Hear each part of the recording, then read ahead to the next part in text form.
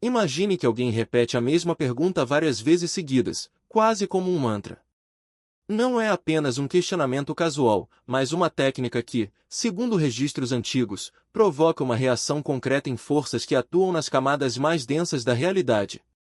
Vou apresentar provas históricas concretas que comprovam a existência desse conhecimento e mostrar, passo a passo, como aplicá-lo. Antes, porém, preciso fazer uma pergunta que pode abalar suas convicções sobre o cristianismo. E se Jesus não tivesse vindo ao mundo para salvar sua alma, mas para revelar como escapar de um sistema de dominação que aprisiona a humanidade há milhares de anos? Nos próximos instantes, você descobrirá o que arqueólogos encontraram no Egito em 1945 e por que esse achado foi ocultado por 3 décadas. Por que 27 escritos cristãos foram proibidos e destruídos no século IV? Qual palavra em aramaico, quando pronunciada corretamente, gera uma ruptura energética comprovada? E como bilhões de pessoas foram condicionadas a buscar salvação externa, quando o verdadeiro poder sempre esteve dentro delas? Isso desafia tudo o que nos ensinaram, mas os fatos históricos são inegáveis. Vamos começar pelo ponto exato em que essa história se inicia, o deserto egípcio, dezembro de 1945. Um camponês chamado Muhammad Ali al-Salman cavava perto de Nag Hammadi quando encontrou um vaso de argila vermelha, selado.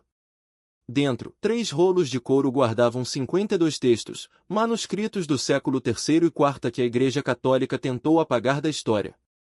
Esses são os famosos manuscritos de Nag Hammadi. Especialistas da Unesco confirmaram sua autenticidade, e o conteúdo revelado abalou tudo o que se sabia sobre os ensinamentos originais de Jesus. O mais intrigante é que esses documentos permaneceram trancados no Museu Copta do Cairo por 30 anos, sendo traduzidos completamente apenas em 1977. Por que tanta resistência em divulgar seu conteúdo? No Evangelho de Filipe, um dos textos de Nag Hammadi, há uma passagem reveladora: os arcontes queriam enganar o homem. Perceberam que ele tinha parentesco com os verdadeiramente bons. Então, tomaram o nome dos bons e o deram aos que não eram bons, para enganar através dos nomes. A palavra arcontes aparece 130 vezes nesses manuscritos. Vinda do grego archon, significa governante ou autoridade. Segundo os textos, os arcontes são entidades que se alimentam de emoções de baixa vibração, como medo, culpa, vergonha e desesperança. E aqui está o ponto central: Jesus não veio para morrer pelos nossos pecados, mas para nos ensinar a nos libertar dos arcontes.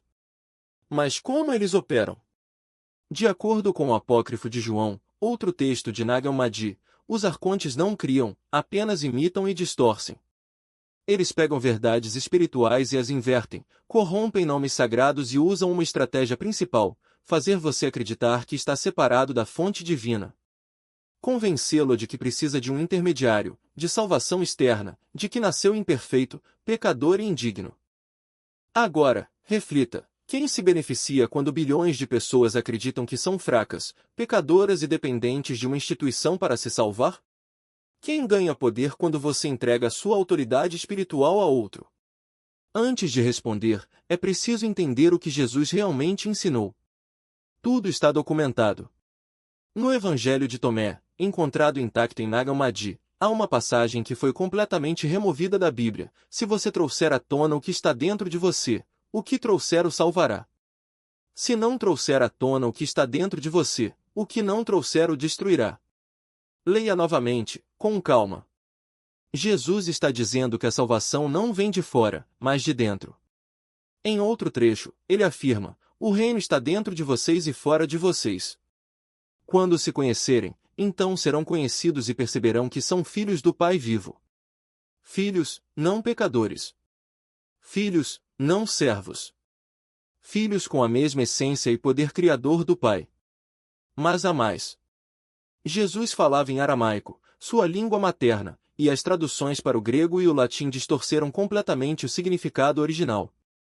A palavra traduzida como pecado vem do aramaico kata, que literalmente significa errar o alvo, como um arqueiro que não acerta a flecha. Não é uma condenação eterna, mas um desvio temporário, corrigível. No entanto, no Concílio de Nicéia, em 325 d.C., os tradutores transformaram esse erro de direção em uma maldade inerente. Nada disso foi por acaso. Agora, prepare-se para questionar tudo o que sabe. Nos textos gnósticos, Jesus ensinava algo chamado o nome vivo ou a palavra de poder. Era uma sequência sonora específica que, quando vocalizada com a intenção correta, provocava o que os textos descrevem como a dissolução da ilusão arcontica. O livro de Gil, um texto cristão primitivo, traz instruções detalhadas sobre como pronunciar essa sequência, incluindo frequências sonoras específicas que deveriam ser mantidas. Pesquisadores da Universidade de Tübingen, na Alemanha, analisaram esses textos em 2014 e descobriram que as instruções correspondem a frequências entre 432 Hz e 528 Hz. Essas mesmas frequências são associadas, em estudos modernos, a estados de coerência cardíaca e a desativação da amígdala, a região do cérebro responsável pelo medo. Coincidência? Essa palavra de poder foi completamente apagada dos registros. Coincidência também que a Igreja tenha alterado o padrão de afinação musical de 432 Hz para 440 Hz em 1939? A ciência por trás do Concílio de Nicéia eliminou justamente os textos que ensinavam técnicas de libertação energética.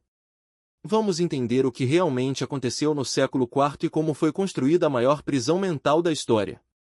Em 325 d.C., o imperador Constantino convocou 318 bispos para Nicéia.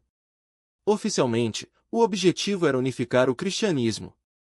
Na prática, tratava-se de padronizar o controle. Nesse concílio, 27 evangelhos foram declarados heréticos e ordenados à destruição, incluindo o Evangelho de Maria Madalena, o Evangelho de Judas e o Evangelho da Verdade, que continham rituais de proteção contra os arcontes. O padrão era claro, todos os textos banidos ensinavam autossuficiência espiritual. Todos afirmavam que você não precisa de intermediários, pois o poder está dentro de você. As consequências psicológicas disso são alarmantes.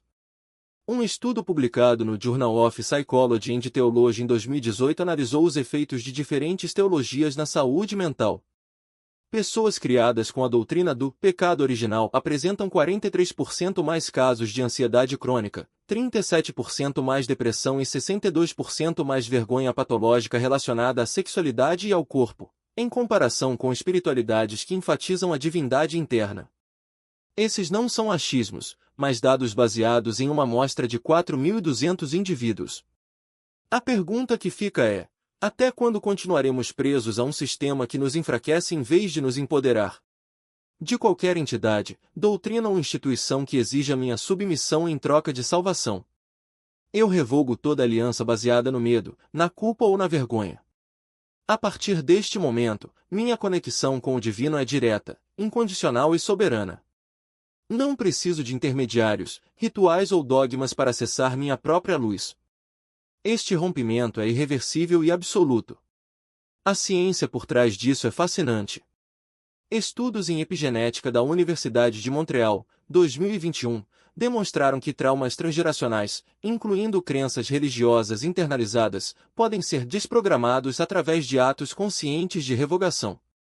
Quando você declara a quebra de um contrato energético, seu corpo responde com uma liberação de neurotransmissores como a dopamina e a serotonina, sinalizando ao sistema nervoso que a ameaça percebida, nesse caso, o medo da punição divina, não é mais válida. É como resetar um circuito que vinha sendo alimentado por gerações. Prática número 5. O espelho da verdade. Esta é a mais poderosa e a mais desafiadora.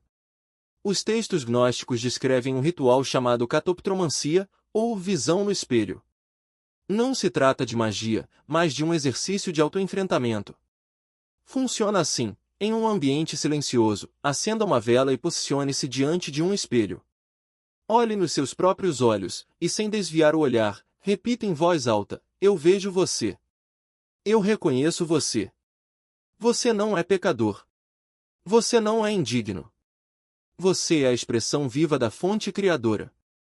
Faça isso por pelo menos 3 minutos, observando as emoções que surgem: resistência, choro, raiva, alívio. A neurociência explica por que isso é tão transformador. O córtex pré-frontal, responsável pela autorregulação emocional, é ativado quando olhamos diretamente para nosso reflexo. Ao mesmo tempo, a amígdala, que dispara respostas de medo, é inibida. Um estudo da Universidade de Kyoto, 2018, mostrou que esse tipo de exercício reduz a atividade da amígdala em até 40% em pessoas com histórico de trauma religioso. É como se, ao encarar a si mesmo, você desativasse o modo vítima que foi programado desde a infância. Mas aqui está o detalhe crucial: essas práticas não são sobre se livrar da religião ou da espiritualidade. Elas são sobre recuperar a espiritualidade que foi roubada de você.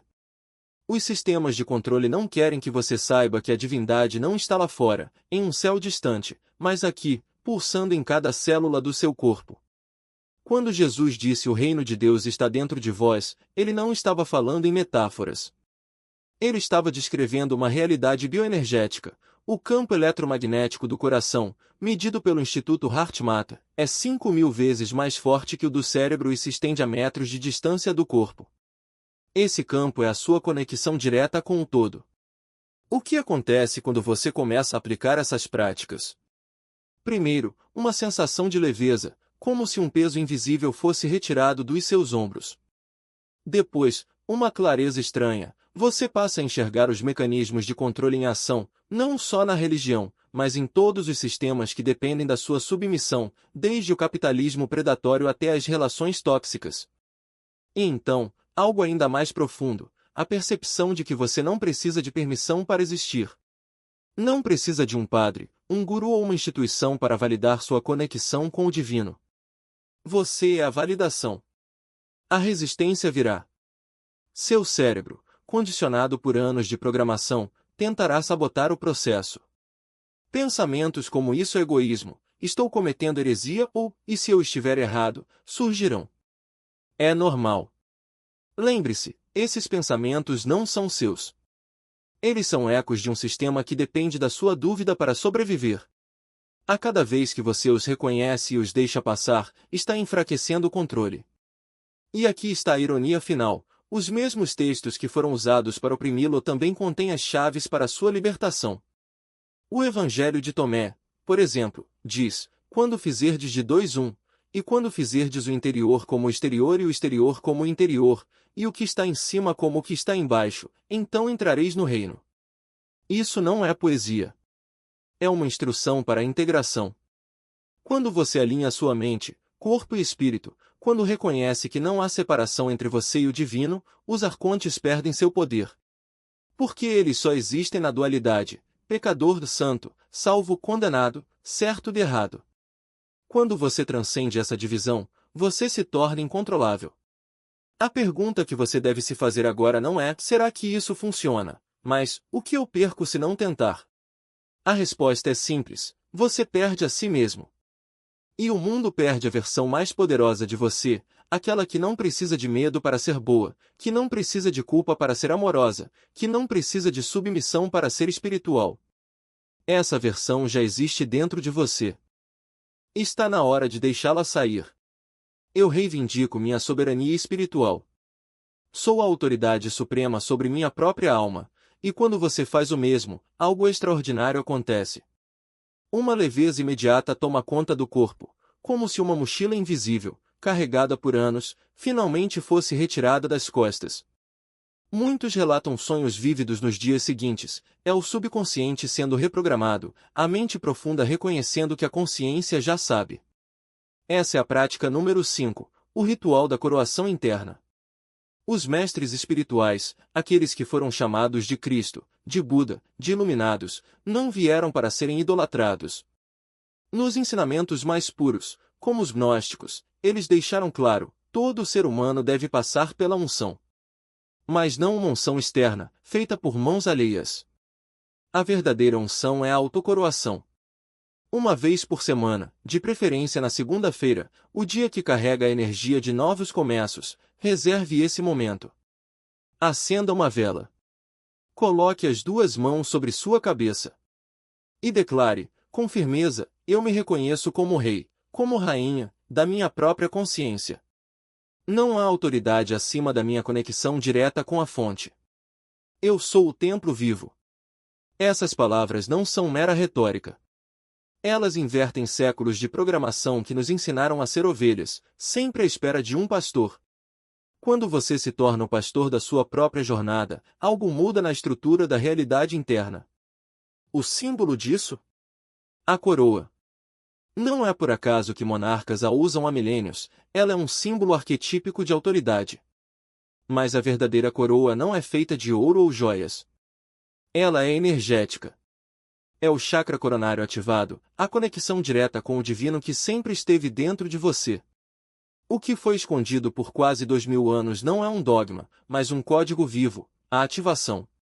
Jesus não veio para ser adorado. Ele veio para mostrar o caminho de se tornar o que ele era, um humano plenamente ativado. E os arquitetos do medo, os guardiões do controle? Eles só têm poder sobre quem não conhece sua própria luz. Mas preste atenção, esse conhecimento foi suprimido por um motivo. Cada pessoa que se liberta é um fio a menos na teia do sistema. Por isso, eu peço 3 coisas. Primeiro, salve este ensinamento. Segundo, compartilhe com alguém que ainda vive preso na culpa religiosa, na crença de que precisa de salvação externa. Terceiro, comece as 5 práticas hoje. Não amanhã. Hoje. E, por fim, deixe um comentário abaixo, eu sou soberano. Cada palavra dita com convicção cria uma onda energética coletiva. Lembre-se, eles nos ensinaram a pedir salvação. Jesus nos ensinou que já somos salvos. Você não precisa de permissão para ser livre. Você só precisa se lembrar. E agora, você lembra? O reino não está em algum lugar distante. Ele sempre esteve dentro de você.